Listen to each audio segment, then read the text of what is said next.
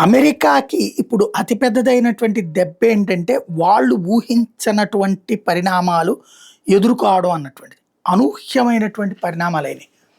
ఒకటి మొన్న మళ్ళీ దాడి జరిగింది. ఇజ్రాయెల్ చేసిందా ఇరాన్ మీద? లేదా అమెరికా చేసిందంటే అమెరికానే చేసింది. ఒక షిప్ మీదన ఇరాన్ దాడి చేస్తే, దానికి ప్రతిగా ఇరాన్‌లో ఉన్నటువంటి కీలక స్థావరాల మీద అమెరికా దాడి చేస్తే, అమెరికా మరొక వైపున బహ్రెయిన్‌లో ఉన్నటువంటి యూఎస్ ఫిఫ్త్ ఫ్లీట్ మొత్తాన్ని ధ్వంసం చేసింది. అందులో ఎన్ని యుద్ధ విమానాలు ఉన్నాయో తెలీదు, ఎన్ని హెలికాప్టర్లు తెలీదు, ఎంతమంది ఉన్నారో తెలీదు. దానికి భయపడి అమెరికా వెనక్కి తగ్గిందా?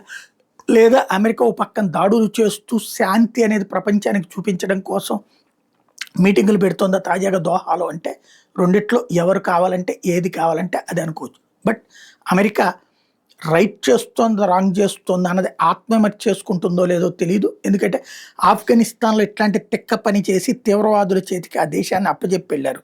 ఇప్పుడు ఏం చేస్తారో చూడాలి.